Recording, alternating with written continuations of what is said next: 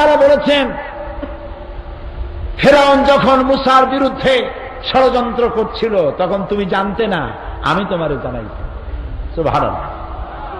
আমরা এবার ওই যে গতকাল মিশরের কথা শোনাইছিলাম, মান লাম ইয়ারাল মিসরা লাম ইয়ারাদ দুনিয়া। মিশর যে দেখলো না সে নাকি দুনিয়া দেখে নাই। মিশরে গিয়ে দেখলাম বহায়রায় কারুন আল্লাহকে অস্বীকার করেছে, যাকাত দিতে অস্বীকার করেছে। মুসা আলাইহিস সালাম আল্লাহর কাছে গজব চাইলেন। সূরা কাসাসের মধ্যে আল্লাহ তাআলা বলছে, আল্লাহ তারে গজব দিয়া তার জমিনটারে ধসাই দিলেন। কারুনের যে সম্পদ ছিল, সেই সম্পদ যে সিন্ধুকে ছিল, সেই সিন্ধুকের চাবিগুলি বহন করত বহু সংখ্যক লোক উটের পৃষ্ঠে সওয়ার হয়ে এই চাবিগুলি বহন করত। 56,000 একর জমিন আল্লাহ ধসাই দিয়েছে। সুবহানাল্লাহ। আমরা সেই বহারে কারুন সেখানে গিয়ে দাঁড়িয়েছি, আর সামনে দেখেছি শুধু পানি আর পানি, কুল নাই, কেনারা নাই। আল্লাহ তাআলা দেখাইছে। কোরআন শরীফ পড়ো আর এর দ্বারা ইতিহাস শিক্ষা গ্রহণ করো। অতীতের জালিমদের বিরুদ্ধে আমি কি ব্যবস্থা করেছি সেগুলি এর দ্বারা শিক্ষা গ্রহণ করো। সেজন্য পড়া দরকার, জানা দরকার। আপনার মা বোনেরা, ভাইয়েরা, আজকে আমরা শপথ নেই, আমাদের ড্রয়িং রুম, আমাদের পড়ার রুমে সিনেমার ক্যাসেট থাকবে না, গানের ক্যাসেট থাকবে না। সেখানে ঢুকবে সব কোরআন হাদিসের বই। আলহামদুলিল্লাহ বলে। ছেলেমেয়েরা কার্টুন পছন্দ করে, দারুণ, ঠিক না? ইসলামী কার্টুন বেরিয়েছে সিডি বিসিডির ভিতরে। আপনার বাচ্চারা ইসলাম শিখবে কার্টুনের মধ্য দিয়ে। আলহামদুলিল্লাহ। বিজ্ঞানকে মুসলমানেরা দখল করবে এবং এই বিজ্ঞান দিয়ে পৃথিবী একদিন জয় করবে। আজকে যারা আমাদেরকে শেষ করতে চায়, আমরা শেষ হব না, ওরা শেষ হবে। ওরা শেষ হবে মানে আমরা ওদের ধ্বংস কামনা করি না, আমরা ওদের হেদায়েত কামনা করি। আজ হোক কাল হোক, ইউরোপ এবং আমেরিকার জনগণ ইসলামের কাছে আত্মসমর্পণ করবেই, ইনশাআল্লাহ করবে। আজকে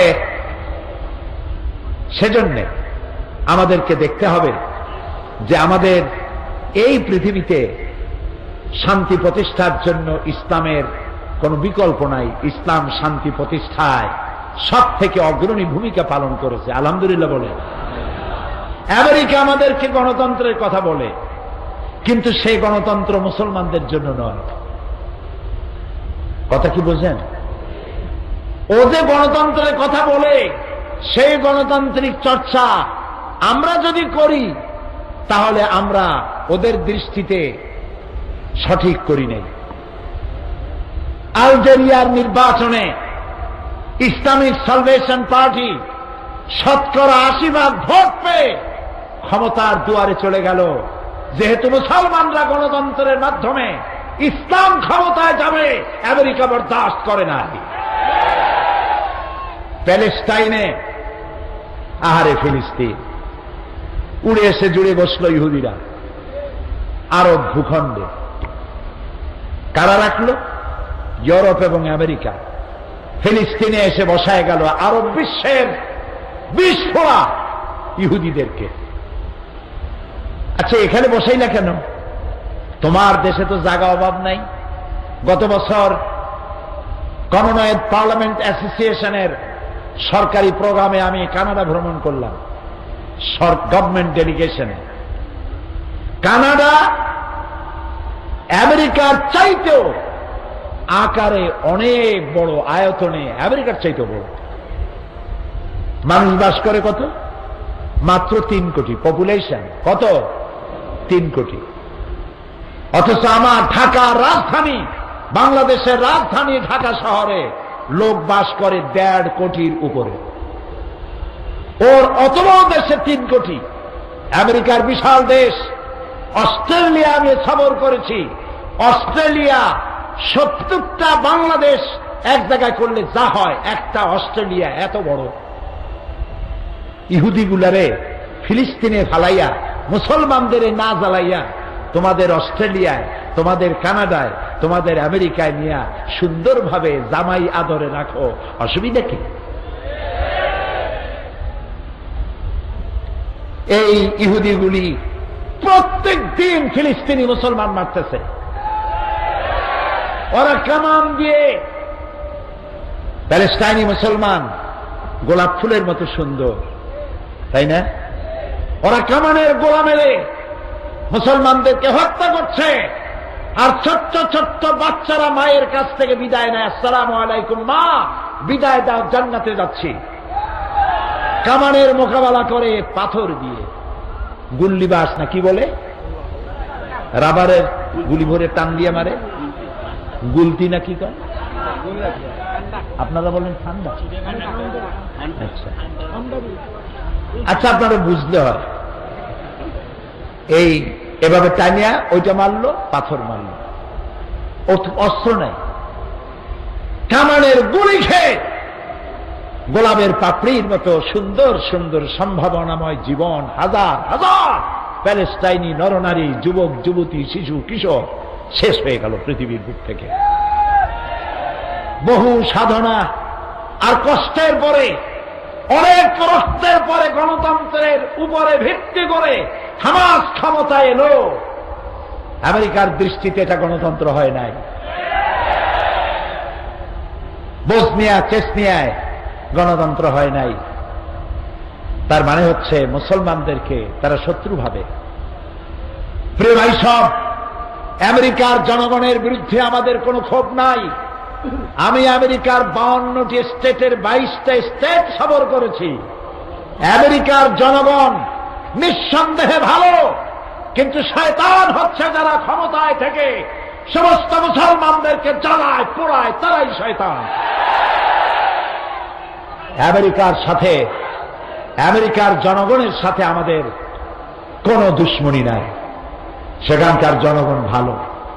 ওখানকার জনগণেরাও এখন টের পাইছে, এই যে ফ্লোরিডা এবং ওহাইওতে রেটিনা আর ক্যারোসিন না কি এটা হইল, রেটিনা আর ক্যাথরিনা না কি গজব, শহর লন্ডভন্ড হয়ে গেল।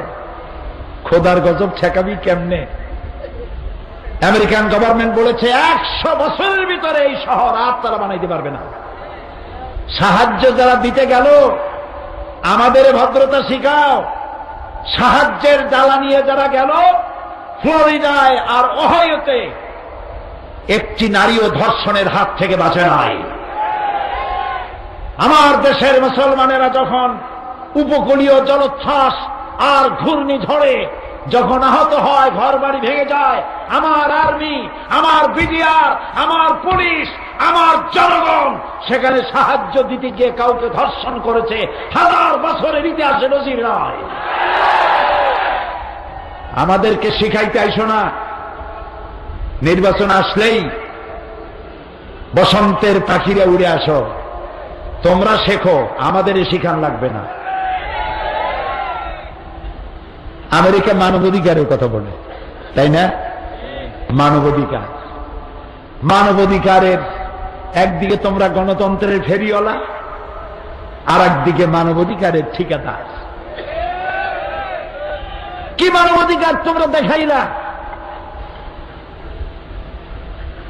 আমার নবীর দিকে তাকাও।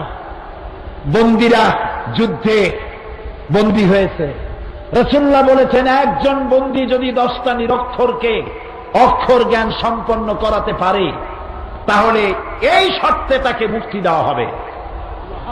বন্দীরা শুধু স্ত্রী পুত্রই কাছে পায় নাই, নইলে খাওয়া পরায় সম্মানে তাদের কাউকে কষ্ট দেওয়া হয়েছে বলে পৃথিবীর ইতিহাস প্রমাণ করবে না।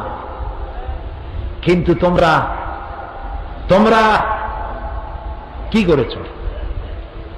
ইরাকের আল গরিব কয়েদখানায় কি করেছ? মুসলমান কয়েদিদেরকে, গ্রেফতারকৃত কয়েদিদেরকে উলঙ্গ করে একটার উপরে আরেকটা মানুষ দিয়া পিরামিড গড়ে তুলেছ। তোমরা উলঙ্গ করে মুসলমানদের গলায় কুত্তার বেল পরিয়ে রাস্তায় রাস্তায় টেনেছ। 70 বছরের বৃদ্ধা নারীকে হাত আর পায়ের উপরে ভুট করিয়া গাধা বানাইয়া তার পিঠের উপরে সওয়ার হয়ে তোমরা হেঁটেছ। মুসলমানদের মুখের উপরে পেশাব করেছ। তোমরাও ভদ্রতার দাবি করো। আমি আবারও বলি, আমেরিকার জনগণের বিরুদ্ধে আমাদের কোনো ক্ষোভ নাই, বিদ্বেষ নাই, কিন্তু তোমরা যারা সরকার চালাও, মানবাধিকারের কথা তোমাদের মুখে মানায় না। লোকেরা সি সি করবে, মানায় না। এখানে কি শেষ? আজও তোমাদের লোকেরা বোমা মেরে ইরাকের মসজিদ ভেঙ্গে 80 জন মুসলমানকে তোমরা হত্যা করেছ। একটা স্বাধীন দেশ ভেঙে চুরে চুরমার করে দিয়েছ। আর কি চাও? বলেছিল অস্ত্র আছে, পারমাণবিক অস্ত্র আছে সাদ্দামের কাছে। তোমার লোকেরা গিয়ে পাতা পাতা করলো, মাটির তলদেশ থেকে গাছের আগা পর্যন্ত কোথাও পাইল না। তারপরে গর্তের মধ্য থেকে কয়েক মাস পর সাদ্দামরে বাইর করিয়া তার চুল তালাশ করছো, দাড়ি তালাশ করছো, মুখের মধ্যে টস মারিয়ে দেখছো পারমাণবিক অস্ত্র গলায় আছে নাকি। এখন চাও কি? এরাকে চাও কি? বেরিয়ে যাও এরাক থেকে।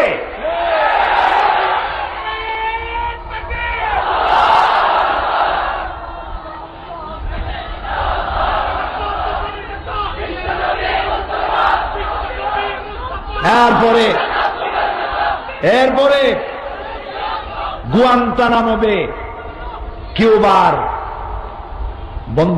বন্দিখানা, এটি পৃথিবীর জাহান্নাম। এটা পৃথিবীর কি? জাহান্নাম। জাতিসংঘ তো বাংলাদেশে না, জাতিসংঘ বলতেছে এটার এখন বন্ধ করো। কি করেছো তোমরা সেখানে? পৃথিবী জানে, পৃথিবীর কাছে স্পষ্ট হয়ে গেছে, তোমার সভ্যতার কাপড়, সভ্যতার প্যান্ট, সভ্যতার আন্ডারওয়্যার সব খুলে গিয়েছে দুনিয়ার সামনে। তুমি কি করেছ? গুয়ান্তানামো বে মুসলমান কয়েদিদেরকে হাত পাও বাঁধা তার সামনে কোরআন শরীফ খুলে সেই কোরআনের উপরে তোমার সৈন্যরা পেশাব করেছে। আল্লাহর শাস্তির অপেক্ষা করো। ও আল্লাহ, তুমি শোনো, তুমি তো আমার সেই আল্লাহ যে ফেরাউনকে চুবিয়ে মেরেছ, নমরুদকে জুতা মেরে দুনিয়া থেকে বিদায় করেছ, আজ আমার রসূলকে যারা গালি দিয়ে আমার কলিজায় আগুন জ্বালালো, কোরআন শরীফে পেশাব করলো। ও আল্লাহ, তোমার কাছে শাস্তি দাবি করি।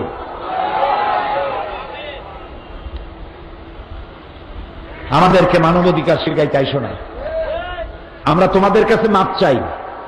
আমাদের গণতন্ত্র শিখাই চাইছো না, মানবাধিকার শিখাই চাইছো না। আমার দেশের কোন নেতা নেত্রী তোমাদের কাছে নালিশ করলে তোমরা ফিরে দাও, যে দেশের সমস্যা দেশে গিয়ে মিটাও, আমাদের কাছে নালিশ করতে চাইছো না।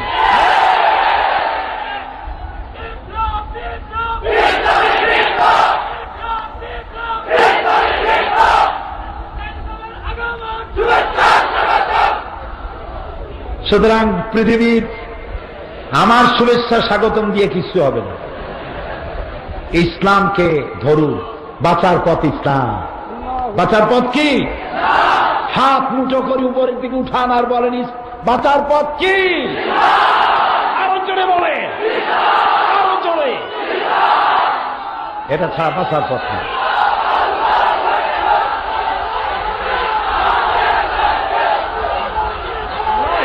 আজ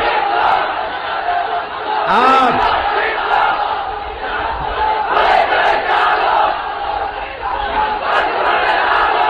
আজ একথাও প্রমাণিত, আজ একথাও প্রমাণিত হয়ে গেছে। কি কথা?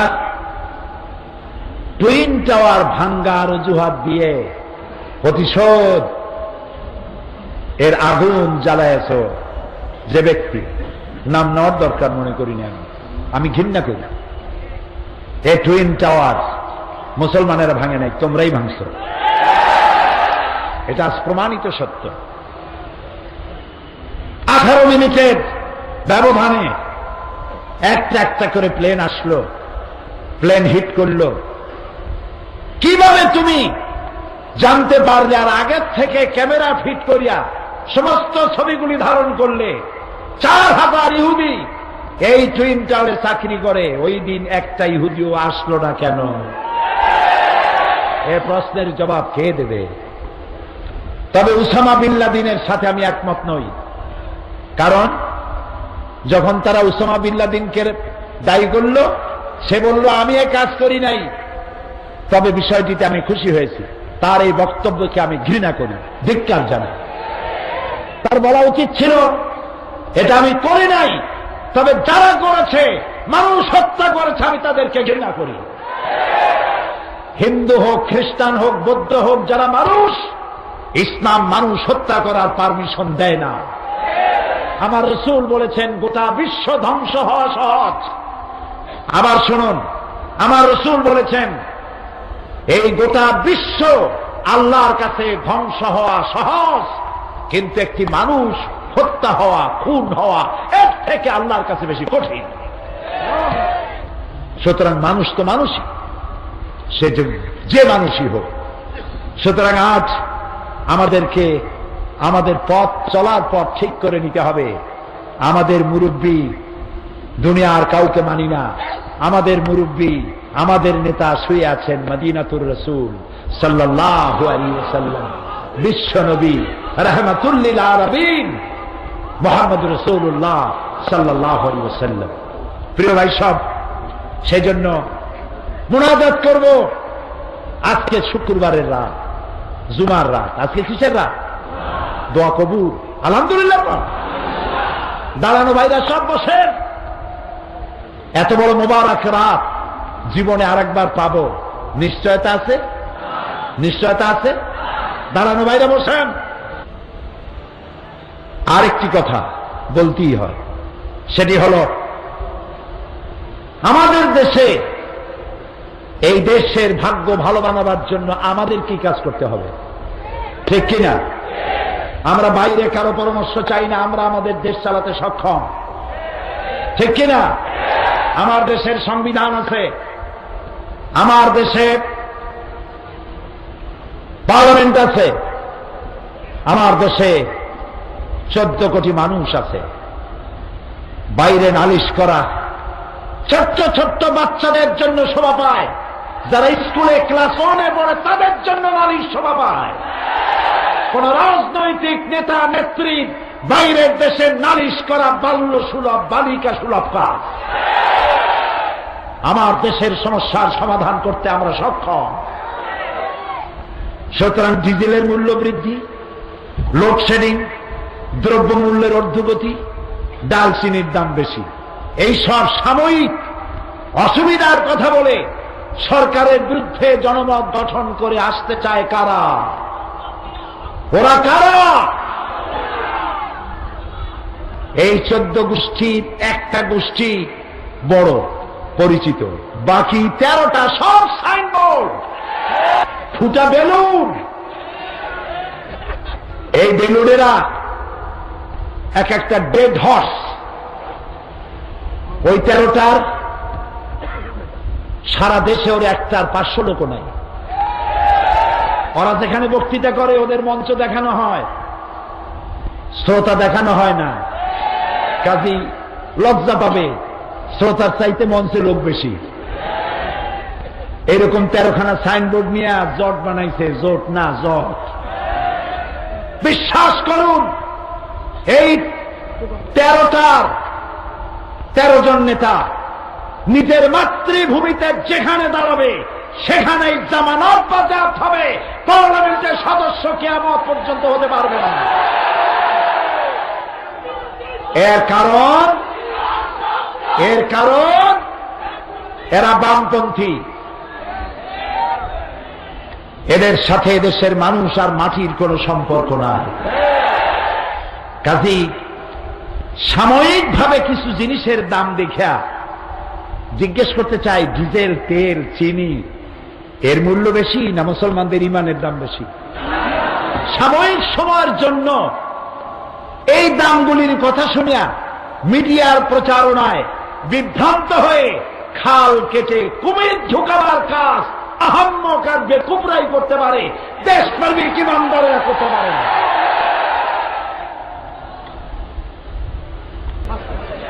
ইউরোপ, আমেরিকা আমাদেরকে শিখাইতে আসে বসন্তের পাখি। তোমরা নিজেরা শেখো, আমাদের শিখান লাগবে না। সেখানে ছেলে যখন বড় হয় গার্লফ্রেন্ড নিয়ে চলে যায়, বাপের খবর নেয় না। মেয়ে যখন বড় হয় বয়ফ্রেন্ড নিয়ে চলে যায়, মা বাপের খবর রাখে না।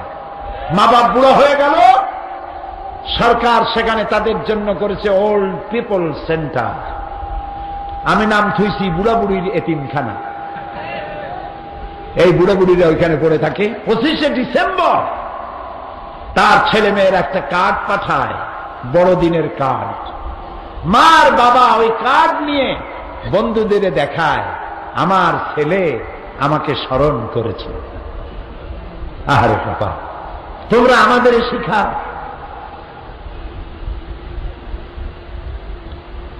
আমাদের দুর্ভাগ্য যে আমরা ইসলামকে চিনি নাই, ইসলামকে বুঝি নাই।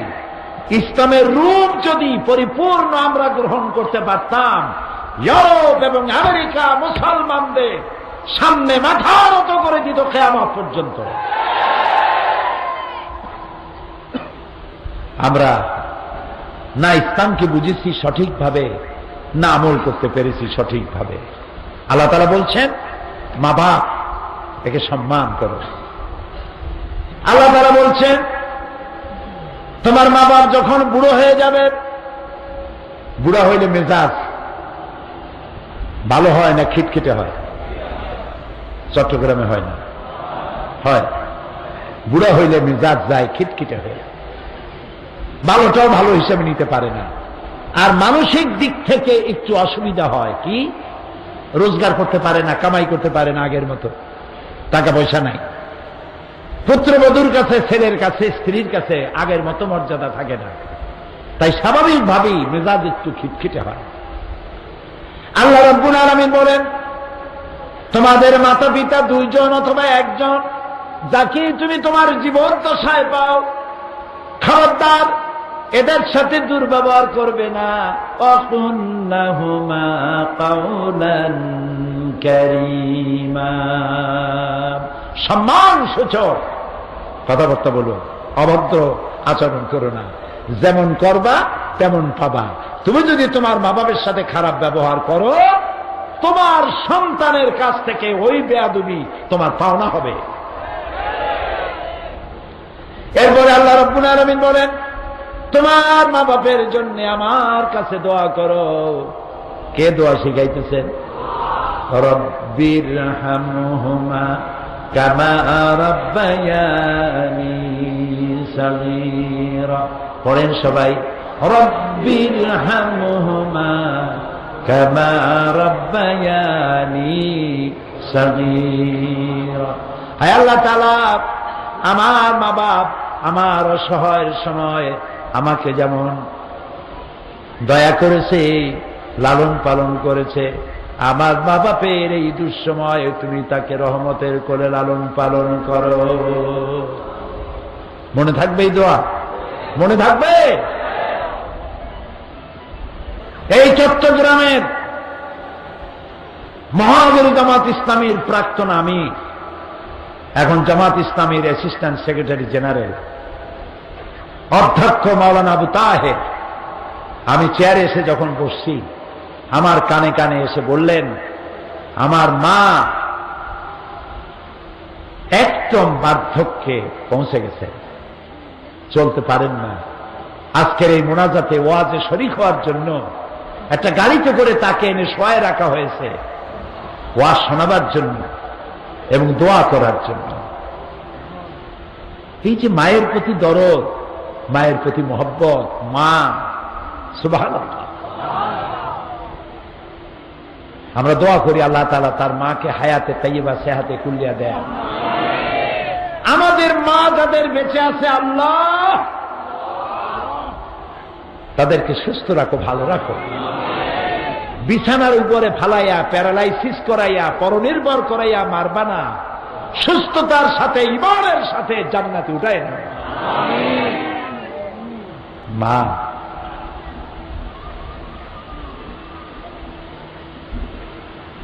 আল্লাহ রাব্বুল আলামিনের নবী বলেছেন তিনজনের দোয়া কবুল হবে, মুসাফিরের দোয়া, মাজলুমের দোয়া, আর মা বাপ যদি দোয়া করে ওই দোয়া আল্লাহ রাব্বুল আলামিনের দরবারে মঞ্জুর হয়ে যায়।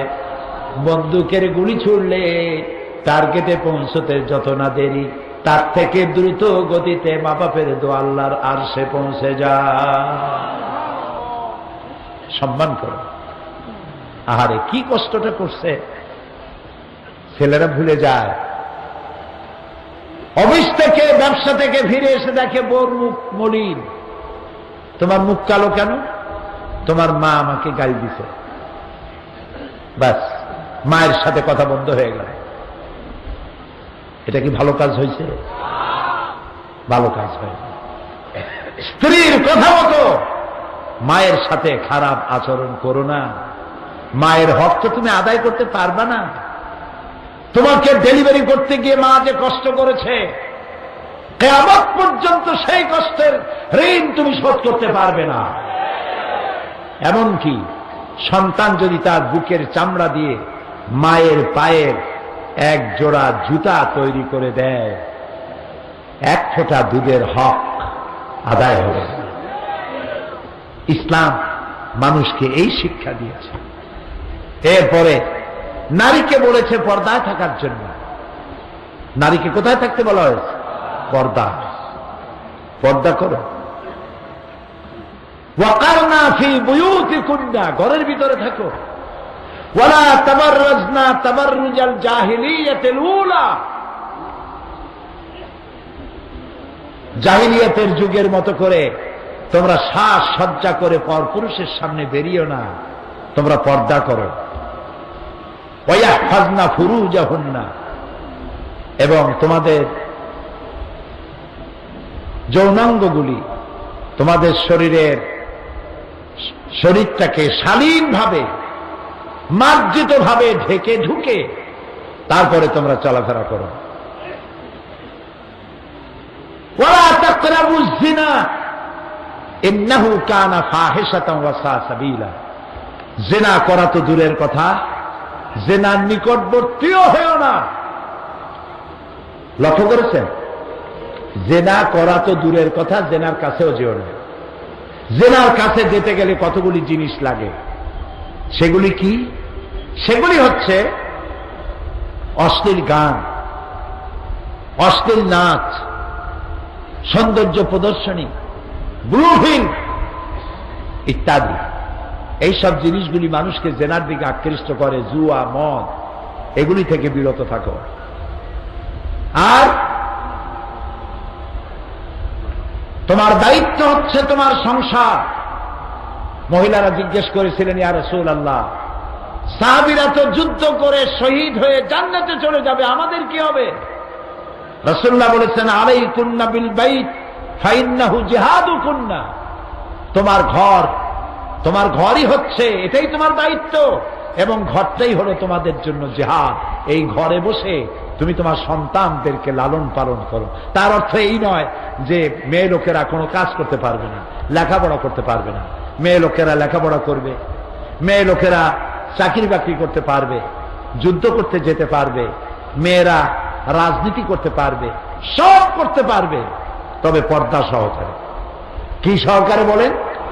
পুরুষের সাথে অবাধ মেলামেশা থেকে নিজেদেরকে হেফাজত করতে হবে সর্বাবস্থায়। এটা নারীকে আল্লাহ তাআলা এই অধিকার দিয়েছেন। সুতরাং নারী এবং পুরুষের অধিকার সমান। শুধুমাত্র একটি জায়গায় বুদ্ধিজীবীরা যেটা বলে যে আল্লাহ ঠকাইছে নারী, বলে নাউজুবিল্লাহ।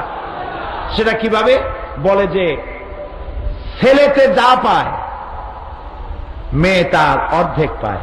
একটা মেয়ে যা পায় দুইটা মেয়েতে যা পায় একটা ছেলে তাই পায়, তার অর্থ হলো নারীদেরকে ইসলাম ঠকাইছে। আপনারা বলেন নাউজুবিল্লাহ। তারা জানে না যে নারীকে আল্লাহ তাআলা কত ভাবে দিয়েছে। লক্ষ্য করেন, নারী তার স্বামীর কাছ থেকে মহারানা পায়, পিতার সম্পত্তিতে অধিকার পায়, ভাইয়ের সম্পত্তিতে অধিকার পায়, সন্তানের সম্পত্তিতে অধিকার পায়, নানাবিধ ভাবে নারী টাকা পয়সা পায়। কিন্তু খরচের কোনো খাত আছে? বলেন আপনারা, খরচের খাত আছে? খরচের কিচ্ছু নেই। স্বামীর মেহমান আসুক আর নিজের বাপের বাড়ির মেহমান আসুক, সব ক্ষেত্রে খরচ পুরুষের। বাড়িতে অসুখ বিসুখ হয়েছে, চিকিৎসার পয়সা কে দেবে? বলেন, পুরুষ দেবে। সব জায়গায় পুরুষের খরচ, মেয়েদের কোনো খরচ নাই। ইনকামের রাস্তাটাই আল্লাহ তাআলা তাদেরকে দিয়ে দিয়েছে, তারা লেখাপড়া শিখতে পারবে। হযরত আয়েশা সিদ্দিকা রাদিয়াল্লাহু তাআলা আনহা, তিনি হাজার হাজার সাহাবীদের হাদিসের ওস্তাদ ছিলেন, তাফসীরের ওস্তাদ ছিলেন। মা বোনেরা, আজকে যারা আপনারা এসেছেন, ইসলাম আপনাদেরকে লেখাপড়ার অধিকার দিয়েছে, শিক্ষার অধিকার দিয়েছে, চাকরির অধিকার দিয়েছে। আপনাদের কাজ হলো ঘরটাকে ইসলামের দুর্গ বানান, ইসলামী জ্ঞানে নিজেকে সমৃদ্ধ করুন, স্বামীকে ইসলামের পথে চালান। ইচ্ছে করলে একজন ভালো স্ত্রী তার খারাপ স্বামীকে ভালো বানাইতে পারে, পারে না? আবার একটা ভালো স্বামীকে খারাপ বানাতে পারে। আল্লাহর নবী বলেন, ওর থেকে ভালো স্ত্রী আর কেউ নাই, যে গভীর রাত্রি জাগ্রত হয়ে উযু করে নিজের স্বামীকে ঘুমের থেকে জাগায়া তাহাজ্জুদের নামাজের জন্য দাঁড় করায় দেয়, ওর চেয়ে ভালো স্ত্রী আর নাই। আর ওর থেকে ভালো স্বামীও আর কেউ নাই, যে ঘুমের থেকে গভীর রাত্রে জেগে উযু করে স্ত্রীর মুখে পানি ছিটাইয়া ঘুমের থেকে জাগাইয়া উযু করাইয়া তাহাজ্জুদের জন্য দাঁড় করিয়ে দেয়। সংসারটাকে ভালো করুন। আপনার ঘরের ভিতরে লক্ষ্য করুন সবাই। আমি অনেক বড় লোকের বাড়িতে গিয়েছি, দাওয়াত দিয়েছে, দেখেছি তাদের ড্রয়িং রুমে লক্ষ লক্ষ টাকার শোপিস আছে। শোপিস কি? সৌন্দর্য বর্ধনের জন্য মূর্তি, পাথরের ডায়মন্ডের মূর্তি দিয়ে সাজানো, কক্সবাজারের শামুকের ঝিনুকের তৈরি করা মালামোলা দিয়া লক্ষ লক্ষ টাকা দিয়ে সাজানো। কিন্তু কোরআন শরীফের একখানা তাফসীর নাই, হাদিস শরীফের একটা বই নাই, বাংলা একটা সাহিত্য, ইসলামী সাহিত্য নাই। থাকলে আছে কি? বিমল মিত্রের লেখা কড়ি দিয়ে কিনলাম, শরৎ রচনা বলি, রবীন্দ্রনাথ রচনা বলি। আমি এটা বলি না যে আপনারা এগুলি কিনবেন না, এটা বলতেছি না, কিন্তু এর থেকে আপনি পাবেন কি? গল্পের বই, নাটক, উপন্যাস, এর থেকে পাবেন কি? এটা রোমাঞ্চ, সাময়িক সময়ের জন্য একটু উত্তেজনা সৃষ্টি হবে।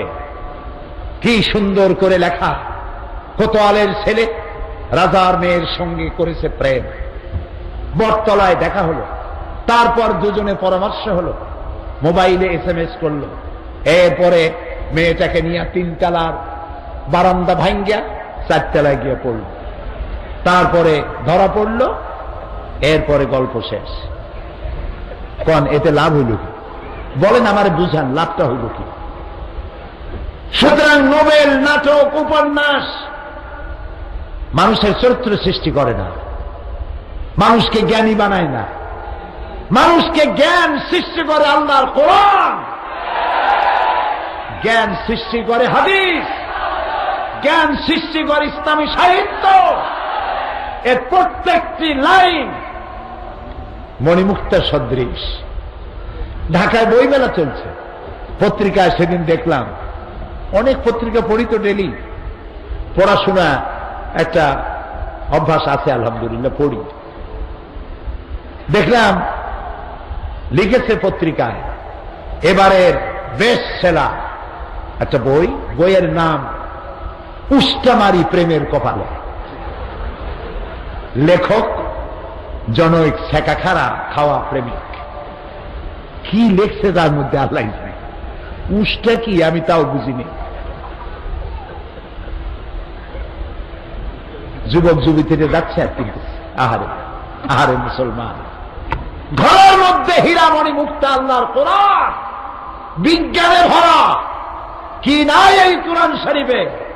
জাতির কপাল খারাপ, কোরআন পড়ল না, কোরআন বুঝল না। বইপত্র কেনেন, বিজ্ঞান পড়ুন, বিজ্ঞান পড়ুন।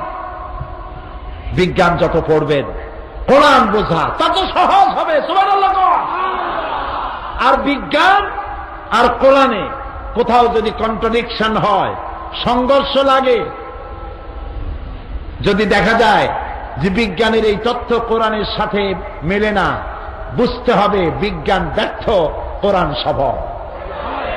আরো কিছুদিন রিসার্চ করলে বিজ্ঞান কোরআনের কাছে এসে যাবে, বোঝার জন্য কোরআনের কাছে এসে যাবে। সুবহানাল্লাহ।